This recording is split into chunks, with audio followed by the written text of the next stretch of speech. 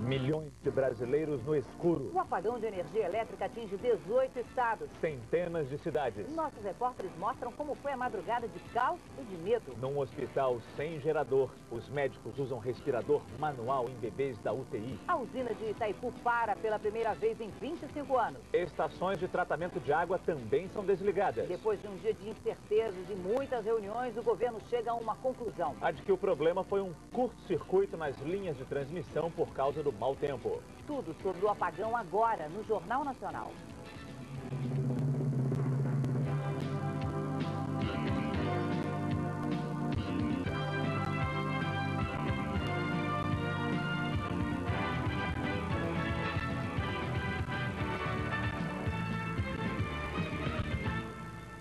Boa noite. Boa noite. O Brasil viveu na noite de ontem e na madrugada de hoje um apagão que atrapalhou a vida de milhões de pessoas em 18 estados. Só agora há pouco o governo divulgou quais seriam as causas do problema. Vamos ao vivo a Brasília com Cristina Serra. Boa noite, Cristina. O que provocou o apagão? Boa noite, Fátima. Boa noite a todos. Segundo o ministro de Minas e Energia, Edson Lobão, o que provocou o apagão foi uma grande concentração de raios, ventos e chuvas fortes na região de Itaberá, no sul de São Paulo, justamente por onde passam 3 linhas de transmissão de Itaipu. Essas linhas sofreram um curto-circuito e o sistema de proteção da rede, para evitar que esses danos se propagassem, desarmou automaticamente outras 15 linhas de transmissão. Mas o ministro procurou tranquilizar a população, dizendo que o sistema elétrico brasileiro é seguro e lembrou que a energia voltou num tempo médio aí de 3 horas nas regiões atingidas. Quem teve prejuízos deve procurar a sua concessionária ou ligar para o número 167 da ANEEL. O ministro não soube dizer quantos brasileiros foram atingidos pelo apagão, mas disse que 40% da energia consumida no Brasil simplesmente foi desligada durante o blackout. Fátima. Obrigada, Cristina, pela sua participação aqui no Jornal Nacional. Os transtornos desse apagão foram sentidos por quem estava em casa, no trabalho e nas ruas. 22 horas e 13 minutos, o momento exato em que a escuridão começou a se espalhar pelo país. Em São Paulo, a população assustada começa a ligar para a polícia. Polícia Militar Emergência. Queria denunciar um arrombamento. Polícia Militar Emergência? Moça, é que a gente tá aqui dentro do cinema e acabou a luz, não tem como ninguém sair, tá tudo escuro aqui dentro. Os faróis dos carros são a única iluminação das ruas. A luz em poucos prédios vinha de geradores de emergência. Sem energia, ônibus elétricos, o metrô e os trens de subúrbio pararam, com passageiros dentro. Muita gente ficou sem rumo, sem saber o que fazer. A gente estava na sala e de repente ficou tudo escuro. Eu fico totalmente perdido. Já fui ali no estoquezinho, ali acender a luz 2 vezes sem energia alguma. Já passa das 11h30 da noite. O metrô deveria funcionar pelo menos mais 40 minutos. Só que desde as 11 horas, as portas das estações foram fechadas por falta de energia. Aqui na plataforma da estação Penha do metrô, a gente observa a quantidade de pessoas que não tem como voltar para casa. A gente está com medo, por isso se agrupou aqui. Segundo o operador nacional do sistema, o problema de transmissão de energia ocorreu em Ivaiporã, no interior do Paraná, e em Itaberá, no interior de São Paulo. E como num efeito dominó, o apagão foi se alastrando. Atingiu 18 estados. A interrupção do fornecimento foi total em São Paulo, Rio de Janeiro, Espírito Santo e Mato Grosso do Sul. O apagão foi parcial em Minas Gerais, Mato Grosso, Goiás, Rio Grande do Sul, Santa Catarina, Paraná, Acre, Rondônia, Bahia, Sergipe, Paraíba, Alagoas, Pernambuco e Rio Grande do Norte. A luz voltou em horários diferentes em cada região, também no efeito dominó. Segundo o ONS, o retorno foi mais rápido no sul, perto das 10h30 da noite. Em São Paulo, em Mato Grosso do Sul, no Rio e no Espírito Santo, a energia começou a ser restabelecida depois da meia-noite. Mas até que a situação voltasse ao normal, paisagens famosas no mundo todo, como Copacabana, no Rio de Janeiro, ficaram irreconhecíveis. Na central de abastecimento do estado, circulam mais de 4.000 pessoas toda madrugada. Desta vez, lojas e corredores vazios. Prejuízo de fora do sério. Em algumas delegacias, preocupação com a violência. Alguns policiais ficaram de prontidão do lado de fora. No Espírito Santo, câmeras de segurança da ponte que liga Vila Velha a Vitória registraram um instante em que a energia caiu. Esta senhora de 87 anos usava um aparelho de respirar em casa, que parou de funcionar. O mesmo tipo de emergência aconteceu em São Paulo. O socorro chegou a tempo. Problema respiratório, onde o aparelho, por causa do blackout, acabou a energia do aparelho. Um telefone que não parou de tocar durante o apagão foi o do Corpo de Bombeiros. Foram várias ocorrências de pessoas que ficaram presas em elevador. Em São Vicente, no litoral paulista, a imagem do resgate de 2 pessoas. E o alívio da mulher, que ficou mais de 1 hora esperando ajuda. Mais de 5.000 semáforos da maior cidade do país apagaram. Alguns acidentes de trânsito aconteceram durante a madrugada por causa do apagão. Este aqui foi um deles. Um carro vinha subindo esta avenida, não viu este carro escuro estacionado aqui neste ponto e acabou batendo. Risco na escuridão. As câmeras desta loja, que funcionam com bateria, flagraram uma invasão. A polícia foi avisada e 9 ladrões presos. Em São Paulo, o temor dos moradores era que a cidade ficasse apagada por muito tempo. Depois da Zona Leste e do centro de São Paulo, a região aqui da Avenida Paulista voltou a ter luz normalmente, às 2 horas da manhã, quase 4 horas depois do início do apagão. Mas nossas equipes ainda encontraram lugares escuros. Agora são 3 horas e 42 minutos da madrugada e várias regiões ainda estão assim, às escuras, como essa rua importante da zona sul da cidade, completamente apagada. Quando finalmente a energia foi restabelecida, a população comemorou. Em São Paulo, 7 milhões de pessoas ficaram também sem água. Foi uma quarta-feira de caos por todo o Brasil. Com sinais de trânsito que insistiam no amarelo, foi difícil esquecer o apagão da madrugada. Trabalho em dobro para os guardas e técnicos em eletrônica. Até o fim do expediente ainda vai ter muito pepino para arrumar ainda. Os congestionamentos, que já são desesperadores, pioraram sem o rodízio de carros, suspenso só na parte da manhã por receio de uma pane no transporte público. A instabilidade na rede elétrica não permitiu que os trólebus circulassem. Para alívio do paulistano, pelo menos trens e metrôs funcionaram normalmente. O apagão afetou também o sistema de informática dos bancos. Na Bahia, 27 agências da Caixa Econômica Federal não abriram. Em Aracaju, clientes foram impedidos de fazer saques e depósitos.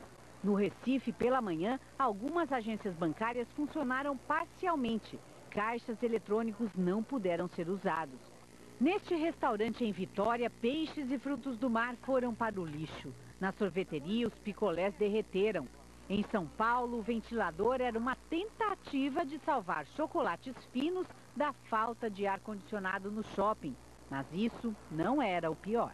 Depois de uma noite sem luz, quase 7 milhões de pessoas amanheceram sem água em São Paulo. A falta de energia prejudicou o bombeamento para os reservatórios dos bairros mais altos e mais distantes. As torneiras secas causaram transtorno e prejuízos. Nada de clientes. Nada nas panelas no bar de Seu José. Hoje era dia de feijoada. Não fez a feijoada? Não fiz a feijoada, então estou meio prejuízo. Valeu de tudo para contornar a escassez. Água mineral para lavar cabelo no salão, jarra para o banho dos cachorros no pet shop. E num dia de muito calor... Agora, se tomar banho, esvazia a caixa. Quer dizer, com esse calorão? Fica sem tomar banho. Na maior maternidade pública da região de Bauru, no interior de São Paulo, a falta de um gerador quase pôs em risco a vida dos bebês.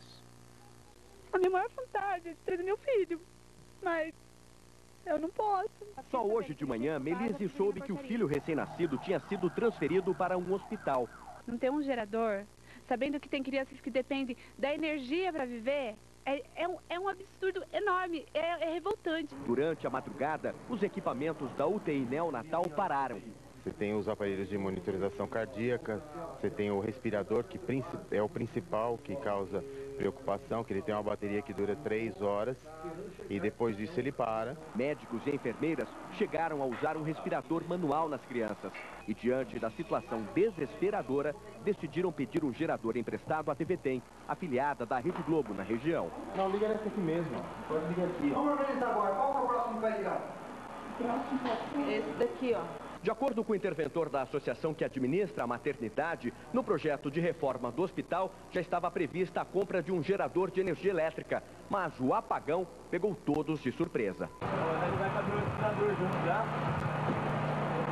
Por precaução, os médicos decidiram levar 5 bebês para um outro hospital, mas um que tem problemas renais não pôde ser transferido e permaneceu na maternidade, usando o aparelho mantido pelo gerador. Todo mundo ajudou. Isso foi, dentro desse episódio, que a gente pode tirar de positivo é isso, né? Houve um envolvimento completo da comunidade em prol dessas crianças. A associação que administra a maternidade está sob intervenção do Ministério Público Federal pelo suposto desvio de 16 milhões de reais de um empréstimo na Caixa Econômica Federal. Veja a seguir a região onde o apagão começou. E a primeira vez em que a usina de Itaipu parou.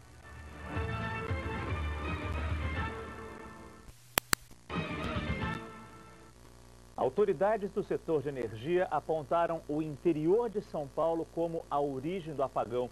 E o repórter Ernesto Palha foi até lá para ver o que aconteceu. É fácil chegar a Itaberá, pelo menos para quem vai de helicóptero. É só seguir o fio da linha de transmissão de Itaipu. A 250 quilômetros a sudoeste de São Paulo, surge a subestação que pode ter provocado o blackout de ontem. A floresta de Torres se destaca na paisagem de fazendas. Vistos do alto, transformadores, fios e equipamentos parecem intactos. Não há sinal visível de que este foi o gargalo que deixou o Brasil no breu. A subestação aqui de Itaberá, no estado de São Paulo, fica em linha reta a pouco menos de 600 quilômetros de Foz do Iguaçu, onde está Itaipu. Mas a energia produzida pela grande usina passa por aqui com tanta força a caminho do restante do país que chega a fazer roncar os cabos de transmissão. A energia produzida em Itaipu vem até Itaberá em 3 troncos. Alguns quilômetros depois, se subdivide em 2 linhas que vão abastecer o sul e o sudeste do Brasil. Ontem, enquanto 18 estados tateavam no escuro, Itaberá dormia debaixo de chuva forte e quase não percebia a rápida falta de luz, que voltou minutos depois. Deu uma chuva muito forte e uma variação só da luz, mas não teve apagão nenhum, assim. Só quem mora no sítio, vizinho de cerca da subestação, viu e ouviu alguma coisa. E deu um estrondo, um raio forte. Era raio mesmo? É um raio que chegou quando estou em meia casa aqui, tão forte que foi. Furnas, responsável pelas linhas de transmissão, não quer comentar o assunto, nem o prefeito de Itaberá. Curioso mesmo é o significado indígena do nome da cidade. Pedra que brilha. Ontem à noite, brilhou em pleno escuro. Os meteorologistas dizem que o risco de temporais com grande quantidade de raios diminui hoje à noite e nesta quinta-feira entre São Paulo e o Paraná. A chuva de Itaberá foi causada por uma linha de instabilidade que se formou com a passagem de uma frente fria pelo sul do país. Só ontem, a cidade registrou a chuva que costuma cair em 8 dias. Na hora da tempestade, mais de 10 mil raios atingiram o estado de São Paulo. Amanhã, as pancadas de chuva mais intensas devem ocorrer entre a região serrana do Rio, o sul de Minas, o norte de São Paulo e o leste de Mato Grosso do Sul. O sol predomina nas áreas claras. O dia começa com 25 graus em São Luís e a máxima chega a 36 em Manaus. Nos próximos dias, mais calor e chuva rápida em Cuiabá, São Paulo e no Rio. Em Porto Alegre, a temperatura vai cair 5 graus no sábado. Ontem, pela primeira vez em 25 anos de funcionamento, todas as turbinas da usina de Itaipu tiveram que parar de produzir energia. Itaipu tem 20 turbinas. Normalmente, 2 ficam paradas para manutenção. E ontem, às 10 horas e 13 minutos da noite, no horário de Brasília, todas as outras 18 turbinas pararam de gerar energia. Se no Brasil o impacto foi grande, no Paraguai a escuridão foi quase total. A usina binacional produz 87% da energia consumida no país vizinho. Mas pouco tempo depois do apagão, Cidade do Leste, na fronteira, já estava toda iluminada. O apagão no Paraguai durou apenas meia hora. Isso porque o problema foi nas linhas de transmissão brasileiras e não na geração aqui na usina. Itaipu parou por uma ação automática de segurança. Como não havia para onde mandar a energia, as turbinas foram desligadas. É como se houvesse um curto-circuito em uma casa e o disjuntor caísse. Itaipu tem uma capacidade de 14 mil megawatts. A usina produz 19% da energia consumida no Brasil e toda essa energia é levada em 5 linhas de transmissão que fazem parte de 2 sistemas principais. O primeiro sistema, com 2 linhas, leva a energia de Itaipu para Ibiúna, no interior de São Paulo, de onde é feita a distribuição para as outras regiões do país. O segundo sistema, com 3 linhas, passa por Ivaiporã, no Paraná, onde é feita a interligação com a região sul. Esse mesmo sistema também chega a Itaberá, no interior de São Paulo, onde teria começado o problema ontem. Essas várias linhas de energia em diferentes estados formam um sistema interligado nacional, responsável por 95% da transmissão de energia no Brasil. O presidente de Itaipu contou que só foi possível religar todas as turbinas quando já havia por onde mandar a energia. Quando foi 5h15, o operador nacional do sistema disse: pode mandar toda a produção de energia de Itaipu, que está restabelecida as linhas. Às 6 horas da manhã, o funcionamento de Itaipu já era normal. Para especialistas em energia elétrica, é preciso melhorar o monitoramento e a segurança das linhas de transmissão para que o Brasil não corra o risco de ficar novamente às escuras. Do alto de um prédio na zona sul do Rio, uma câmera mostra a escuridão.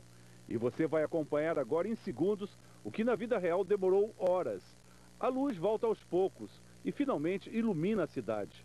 Esta é uma maquete que reproduz em parte a produção de energia elétrica no Brasil. Com as fortes chuvas dos últimos tempos e os reservatórios das hidrelétricas cheios, parecia garantido o abastecimento.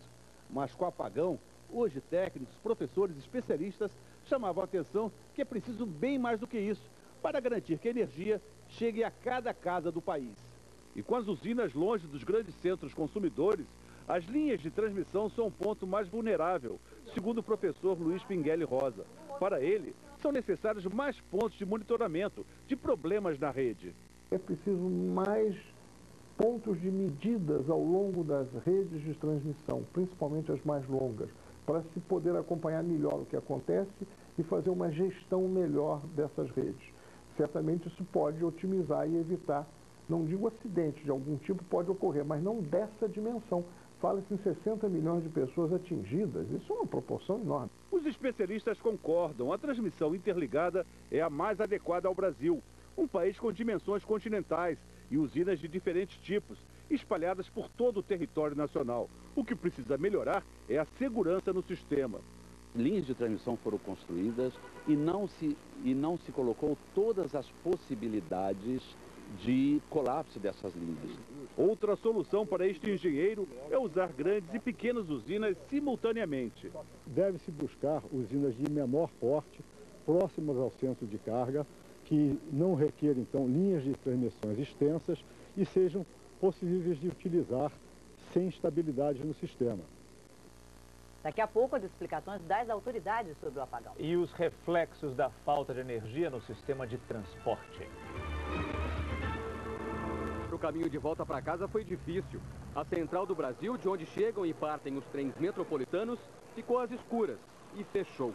Nos pontos de ônibus, filas. O ônibus está demorando demais, está vindo cheio, o metrô não está funcionando, táxi não passa. Seguir a pé era um risco.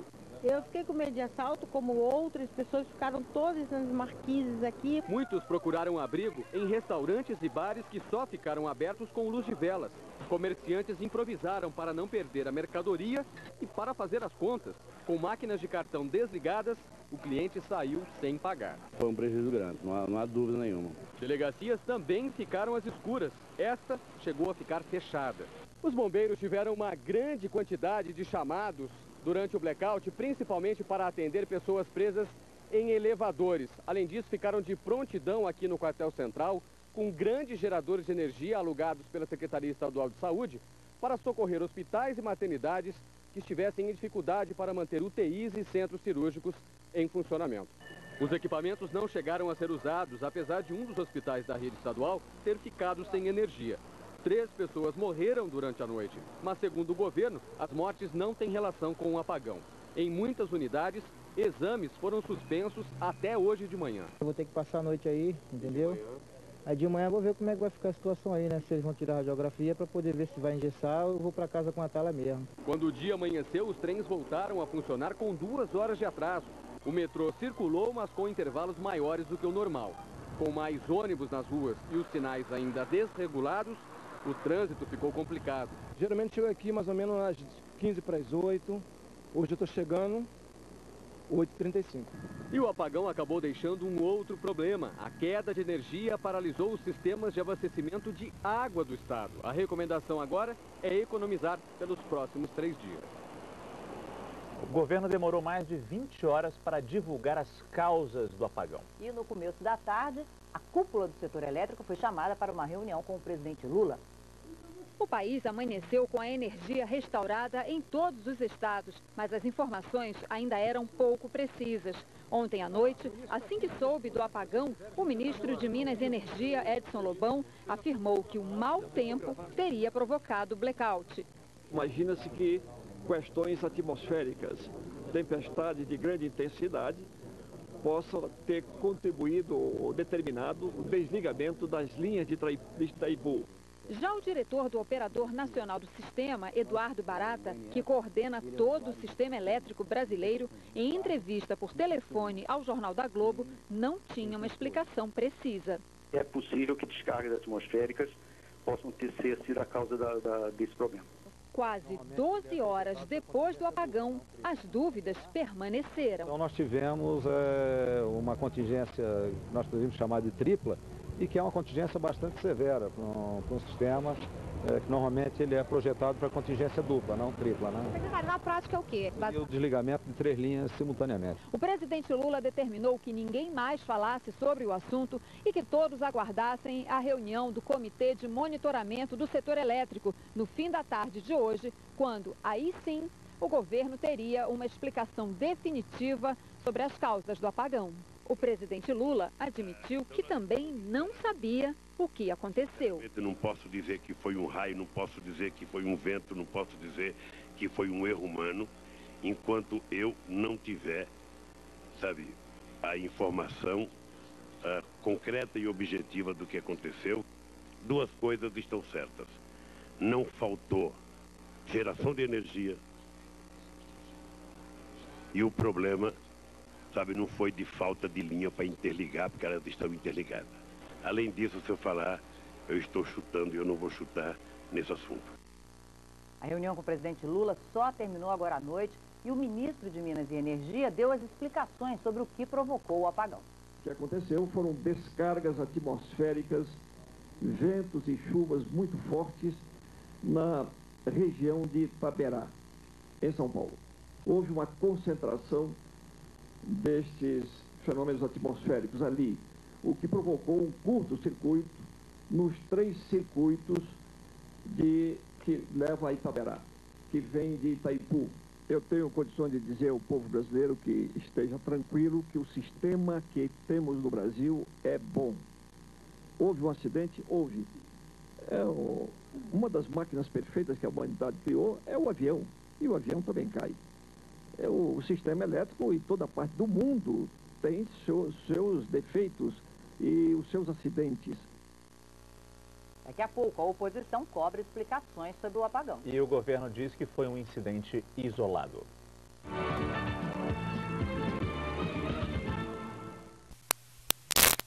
O país não ficou no escuro, mas o apagão invadiu a pauta política. A oposição cobrou uma ação mais eficiente do governo. Quando há uma perturbação, você tem que eventualmente desligar algumas cargas. Você isola o sistema. No Sudeste isso não funcionou. Não funcionou o ilhamento e não funcionou a livre de carga. E por que o sistema de segurança não funcionou? Faltou investimento? Por que faltou? Perguntas que ecoaram nos discursos de deputados e senadores. O PSDB e o Democratas pediram a convocação do ministro de Minas e Energia, Edson Lobão. Queremos saber se acontece de novo, os investidores estão de olho nisso. Queremos saber as razões verdadeiras, sem desculpas esfarrapadas, do apagão, que sim não foi racionamento, isso sim foi apagão mesmo. O líder do PT no Senado reconheceu que falta investimento e culpou o mau tempo. Não há risco de oferta de energia, ninguém vai ter que fazer racionamento, não vai faltar energia. O Brasil está preparado para crescer com oferta abundante de energia. O governador de São Paulo, um dos estados mais atingidos pelo apagão de ontem, também cobrou investimentos. Há mais de um ano e meio nós urgimos o governo federal, mostramos a necessidade de mais investimentos. É uma frente ampla de investimentos que é necessária para a segurança do abastecimento de energia elétrica, para a segurança da economia e da sociedade. O ministro da Justiça minimizou o problema. Eu acho que foi um microincidente dentro de conquistas extraordinárias que o Brasil teve no setor energético nos últimos 7 anos. A nossa situação hoje é uma situação extraordinariamente positiva. O apagão trouxe enormes prejuízos para os brasileiros, mas segundo o PROCON, quem teve eletrodomésticos danificados pode ser ressarcido. Esta dona de casa assistia a novela quando a energia começou a oscilar. Ela ainda teve tempo de desligar a TV e a geladeira, mas quando pediu para o filho sair do computador...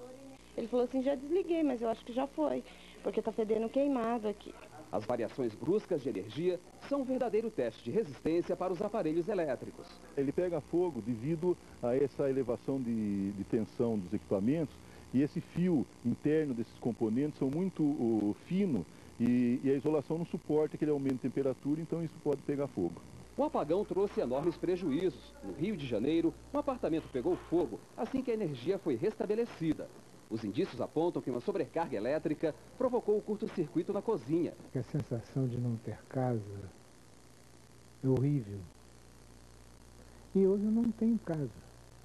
Por lei, quem tiver prejuízos causados por quedas de energia pode ser ressarcido. Uma resolução da Agência Nacional de Energia Elétrica determina que o consumidor pode pedir um novo aparelho, ou então receber em dinheiro o valor pago pelo produto. Mas para isso, o pedido à concessionária de energia elétrica deve ser feito até 90 dias após o incidente. Fez a reclamação, a empresa tem 10 dias para fazer a inspeção. O aparelho pode ser levado à empresa ou o consumidor autoriza a empresa a ir até o seu local de residência ou comércio para fazer essa inspeção. Se os prazos não forem respeitados e a concessionária negar o pedido, o consumidor deve procurar o PROCON de seu estado. 11 de março de 1999, milhões de brasileiros ficaram sem energia elétrica em 9 estados nas regiões Sul, Sudeste, Centro-Oeste e também no Distrito Federal. O apagão começou pouco depois das 10 da noite. Casas e hospitais ficaram no escuro e o trânsito virou um caos. Em São Paulo, a luz só voltou depois das 3h30 da manhã. Segundo as autoridades, um raio teria atingido uma subestação de energia em Bauru, no interior de São Paulo. Num efeito cascata, várias outras estações foram desligadas. Em junho de 2001, para evitar um colapso do sistema, o governo federal lançou um programa de racionamento de energia. Com o excesso de demanda e o baixo nível dos reservatórios das usinas, causado pela falta de chuva, os brasileiros foram orientados a reduzir em até 20% o consumo. O racionamento terminou em março de 2002. E uma correção, nós dissemos agora há pouco que o presidente Lula participou do encontro com os responsáveis pelo setor elétrico. Na verdade, o presidente Lula convocou a reunião, mas não participou dela. O apagão no Brasil foi destaque em todo o mundo, como mostra a correspondente Lília Teles. O jornal The New York Times destacou o apagão e citou o site G1, o portal de notícias da Globo. Repercussão também no Wall Street Journal e na rede de TV americana CNN. No site britânico BBC, o título Mistério sobre as causas do apagão, que também foi destaque no espanhol El País, na agência Reuters e no italiano Corriere della Sera. O paraguaio ABC Digital mostrou uma foto de Assunção às escuras. Jornais e agências de notícias reforçam que o Brasil é um dos mercados emergentes mais promissores do mundo. E alguns analistas afirmam que o apagão não deve prejudicar o país no cenário internacional se for um episódio isolado. Evidentemente chama atenção para questões maiores, se for realmente uma falta de investimentos em manutenção nas linhas de transmissão, certamente os investidores ficariam bastante preocupados porque vem o Brasil como um país de grande potencial. A imprensa americana cita também o programa 60 Minutes, exibido há 4 dias pela rede de TV CBS. A reportagem mostrou um discurso do presidente Barack Obama afirmando que em alguns países os ataques cibernéticos já fizeram cidades mergulharem na escuridão. O programa citou fontes militares e de serviços de inteligência para dizer que Obama se referia ao Brasil e que os apagões de 2005 e 2007 no Rio de Janeiro e no Espírito Santo foram causados pelos piratas da internet. O Gabinete de Segurança Institucional informou que não está investigando a hipótese de um ataque de piratas de computador.